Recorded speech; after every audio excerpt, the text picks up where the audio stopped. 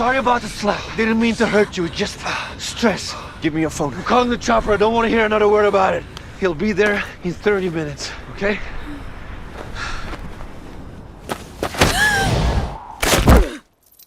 The monster that started this whole mess is shocked Rick would go to such lengths, but it was either that or jail time, no doubt. Now, under his instructions, they stay on track, go hunting, clean up the mess later, and pretend like nothing just went horribly wrong. A helicopter buzzes overhead, and the next time we see it, it has landed in the desert. Richard steps out first and opens the door for the blonde goddess Jen. She carries a duffel bag and heads straight toward the waiting glass house. Outside, the pilot Roberto reminds Richard he's available if needed, then hands him a little gift with a mischievous grin before the two men part. Inside, Jen waits seductively in the room while her partner lingers by the door, taking a moment to stare. They meet in the middle, and he swiftly pulls her against him, soaking in the moment. Grabbing her lush curls, he makes it clear she holds his reins, so she takes off his clothes, lowers herself, and indeed takes the wheel. He's got a clueless wife back home, stressing over the details of a communion menu while believing he's away on a business trip. When the call ends, he slips into bed beside Jen. She's moody, and he wishes things weren't so complicated. But fate had to give him kids and make Jen too irresistible, a compliment she gladly accepts before she starts to kiss him. By morning, she helps herself to a glass of water and an apple. But when she turns around, the glass slips from her hand in shock. Behind the colored pane stands a guy with a gun, just staring. Another appears, and Blondie calmly calls out to her host. They step in with a stream of complaints, but it simmers down just as quickly when their focus shifts to the stranger. Richard reluctantly introduces her as a friend and insists she won't be staying long, 2 days tops. When she gives them their privacy, one guy teasingly asks about his Elizabeth and the kids, while the Casanova basically retorts they weren't supposed to see his cheat sheet. Everyone settles in. Jen, with the nice keister, is giving summer vibes and ready to have the time of her life. There's the sun, the pool, wine, cable, cigarettes, and plenty of room for laughter. By evening, she's telling Stan about her dream of moving to Los Angeles, saying she wants to be noticed, while Dimitri watches her through binoculars like a creep. Richard joins the table, and soon the focus shifts to the gift the pilot handed him earlier. It's peyote, and he warns it's dangerous when Jen asks for some, but the other boys don't mind playing with fire. Still, he makes them understand the magic toy is so powerful, it could make you compromise yourself. He hands it over to his chick to keep safe from the boys.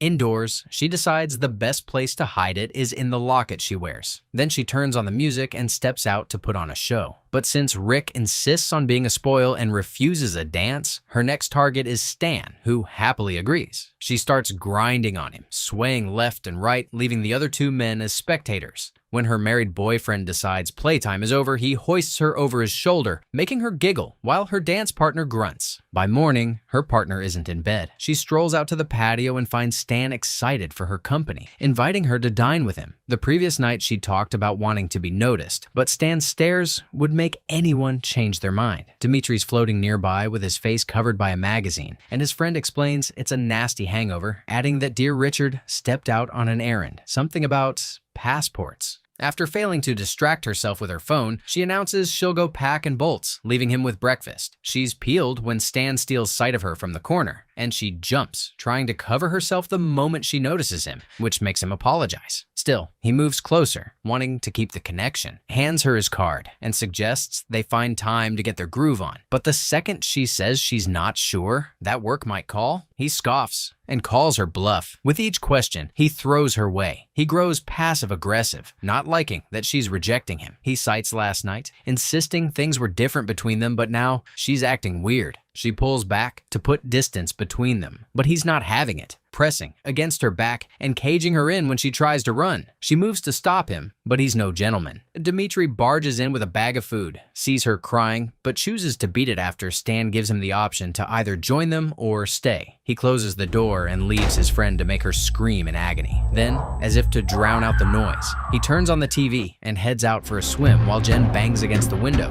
When Richard returns, he immediately senses something's off. His friends are on the couch, and the brute stands up to confess his crimes. Shocked, Rick rushes to the room and finds his girl flinching. She wants to be miles away from the scene and asks him to call the helicopter amidst his apologies and promises to sort things out. Outside, he yells at Stan for being a douche. When she wakes next, she suddenly has a job in Canada and a huge sum of money to start fresh. Her boyfriend's in her face, thinking he's fixed everything, says it's the same thing as LA, but she only wants that damn helicopter so she can go home. He switches gears, pushing the blame on her beauty and acting like a slap on the wrist will settle it. Jen threatens to spill to his wife, only to find herself on the floor, dazed from a slap.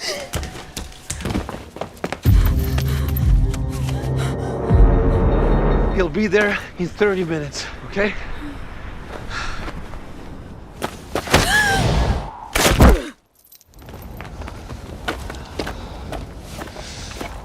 He starts burning her things while his friends prep the ammo. Later, he calls his lovely wife to coup, praising her organizational skills and telling her he loves her and he'll be home soon. Stan comes to apologize about Jen, but he's burned her memory too. The poor girl is still dangling from the stick, dripping blood and crawling with ants, but she isn't dead yet. With blood pooled in her mouth, she gasps back to consciousness. The movement doesn't come easy, bones and flesh grinding in protest, vital fluid drooling out of her mouth. Her surroundings slowly sharpen. The sky, the desert rocks, her MP3 player and a lighter just within arm's reach. With the earpiece, she draws the lighter closer, picks it up, and sets a dry bush by the stub of flame. The heat climbs as fire licks upward, but the roots split apart before she's a crispy critter, freeing her from the impalement. There's no time to rest. The troops roll up in bikes and a SUV, marching towards the cliff to finish the job. Jen stirs and begins dragging herself away from the scene. The log is still lodged in her gut, and her legs won't work, but she manages to slip out of sight just in time. From her hiding place, she listens as the trio find nothing but ash and no corpse. Stan suddenly flips on the empathy, figuring maybe they can save her if someone else hasn't gotten to her first, but Richard isn't having it. He'd rather Stan kill the field switch and get back to hunting. They retreat to their vehicles, and only then does she sigh in relief. Nightfall comes, and the men have navigated to the bottom of the cliff. They find the burned stub and the forgotten MP3 player. With a flashlight, Richard finds bloodstains, first against the rock and then forming a trail for them to follow that assures him they'll find her soon. The search begins, the blood trail long, starting out thin but thickening, before it thins again and finally stops. Before them is a body of water, flashlights revealing nothing. It's time to split.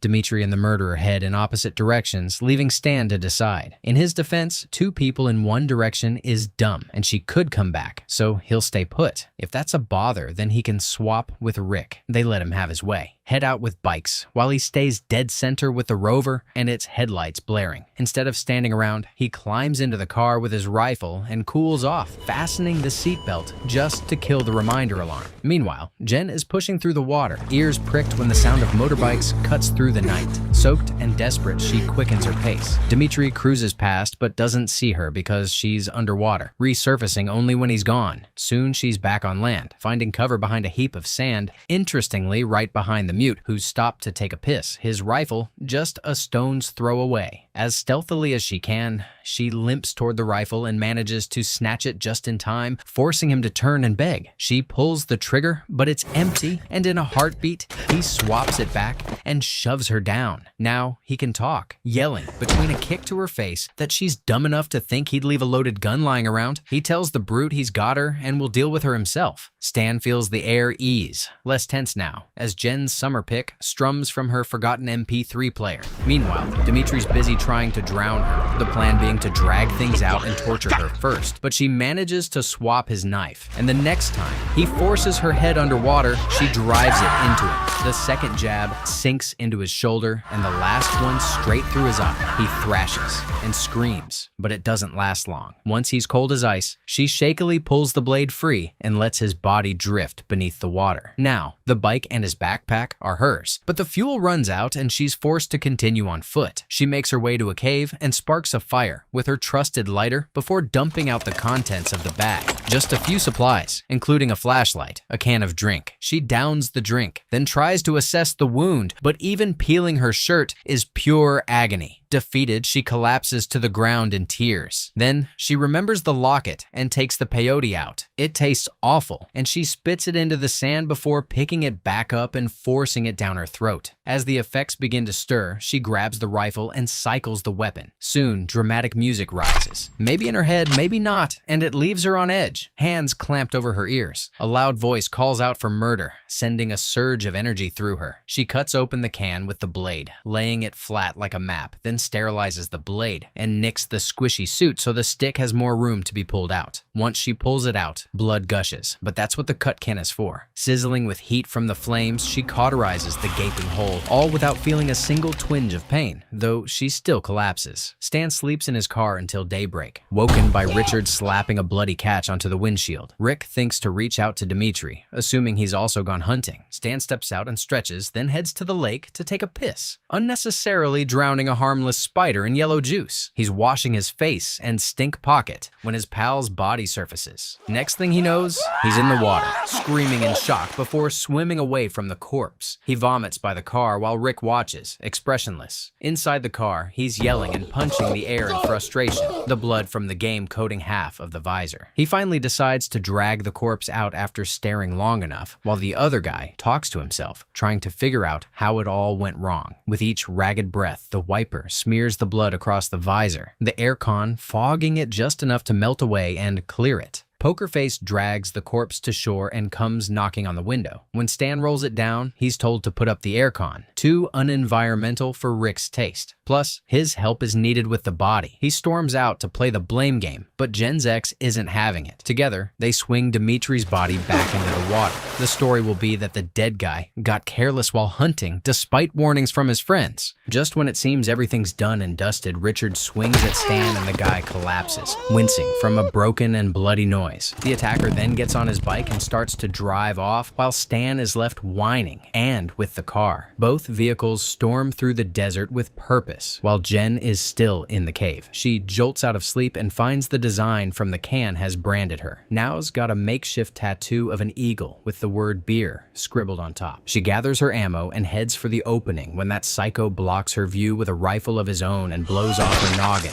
In a second dream, it's nighttime when she jolts awake, sees the branding, and grabs the ammo. Richard still appears, firing. Then another dream unfolds, this time Dimitri's corpse, followed by a distorted Stan questioning her. Hallucinations flood her, memories mingling with horror. She bolts from the cave and just keeps running. An actual eagle appears, total madness, until she jolts awake again for what seems to be the last time. She straps on the belt to hold the blade and extra gear before moving out of the cave. From pageant beauty to warrior princess, her body is streaked with dried blood and dirt alike. Her hair has gone from golden blonde to ashy from the grime, and she's stripped down to just her underwear. She pulls out binoculars and scans her environment, but nothing for miles. Stan is also scanning through and finds nothing. They found the abandoned bike and know she's on foot. A livid Richard wants a map, quick. Stan gets what he wants, and they start to strategize. One person will head east, while the other goes west. The idea being to check every nook and cranny until they find her. But the one with the broken nose isn't sure, insisting they should stick together like they would in a forest, citing strength in a pair. As far as Pokerface is concerned, this isn't a forest, so they better get going. He jumps on his bike, leaving the brute with the car. On the other hand, Jen spots a glim of light and stays locked. It's Stan using a mirror and in the process reflecting light. She watches him get in the car and drives off, expression unreadable. She starts to close in with a rifle while he cruises along the desert hills. The car beeps for fuel and parks. He steps out to access the trunk. Inside is a jerry can, which he takes to the gas tank to fill. Jen hides behind a rock and readies the rifle. She has several clear shots and time on her hands while he fills the tank, but she hesitates, shifting between angles. The more she looks at him, the more he reminds her of a lizard from one of her hallucinations. Finally, she shoots, only hitting his shoulder blade.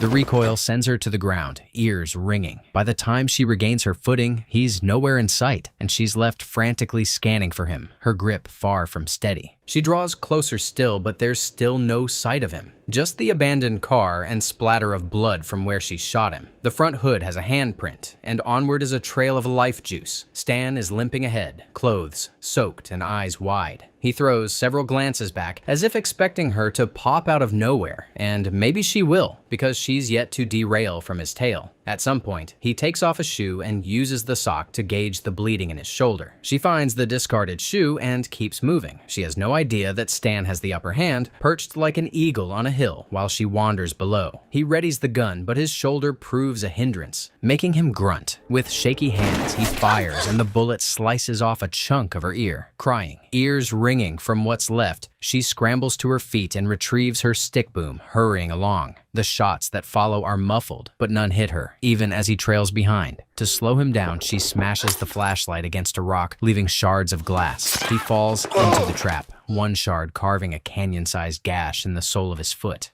He tries to remove the fragment, but it's deeply embedded.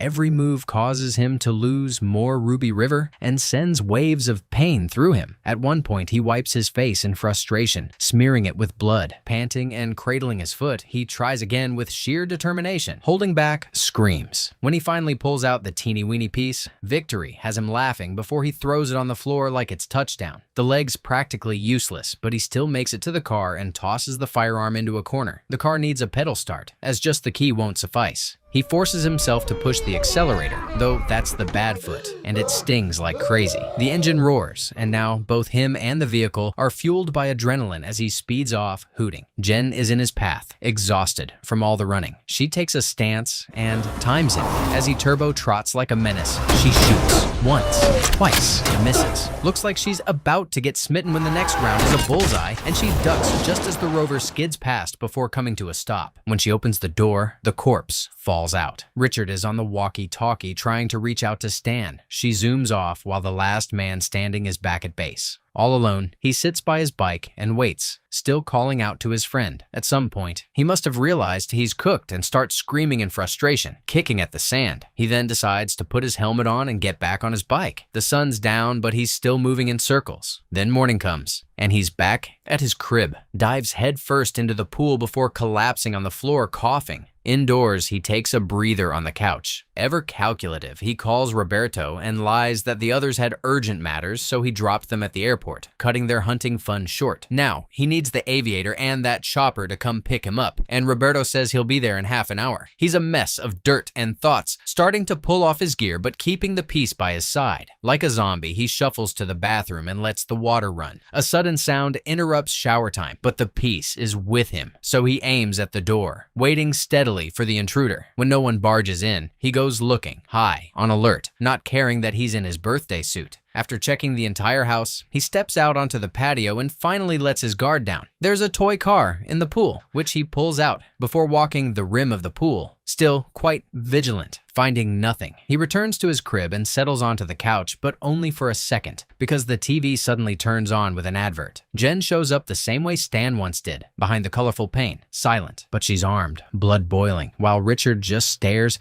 as if wondering whether she's actually going to do it. He starts to talk, but she responds with a shot that sends him flying, guts spilling from his side. She fires more rounds, though it's unclear if they hit. There's no room on her side, so she pops out each time he peeks from behind the couch, forcing him to take cover and rack. One zap from her end nicks his already gaping wound, and he grunts in pain. Her eyes watch from behind a deck chair. The TV blares on as he drags himself across his once plush rug. He crawls toward the inner hallway, and she steps out from her cover to follow the track and finish him. Somehow, he manages a 360, the trail leading back to the deck. She has no idea that he's at the corner of the wall, intently waiting for movement from the deck, while he's completely soaked but standing and aiming. If she inches any further, he'll have the nuzzle at her head for a quickie. It's a waiting game, and she almost loses, about to take a step forward, when a fresh stream flows from the corner he's standing. Now she knows she silently steps back, hurrying to the opposite side of the corner, so she'll be at his back and have the first and last shot. When he doesn't show up, he starts rounding the corner, maneuvering through the slippery pool, just at the moment she should have been at his back, only to find the spot empty. She has the upper hand, though, as he's weak and aching, bracing himself against the wall to keep moving. Noise distracts her, and she's unsure which direction to go. On the other side, he scavenges through lurching utensils until he finds a wrapper to keep his injury at bay. Back to the waiting game, until she bravely runs up the fuse, forcing him to duck and retreat. He zaps bullets of his own, but soon he's empty. It's like cat and mouse in a maze until Jen slips and falls, losing grip of her gun. She can't recover in time, and he finds her, knocking her unconscious. She regains consciousness quickly and resumes scrambling for her gun, but he grabs her by the leg and soon has her in a chokehold, growling as he delivers one of those long-winded speeches that gives an opponent time to think ahead and make the better move. In this case, she jabs at his wound, causing him to lose his grip, allowing her to retrieve her piece. He charges just in time for her to rack, and the second she releases, it's game over. Finally, she picks herself up and moves past his corpse. Out on the deck, she can hear the chopper approaching. Such a tough movie today. Share your opinion in the comments. Can a girl's promiscuous look and behavior be considered a justification for what happened? Or are only the men to blame? I'm reading everything and really looking forward to your thoughts.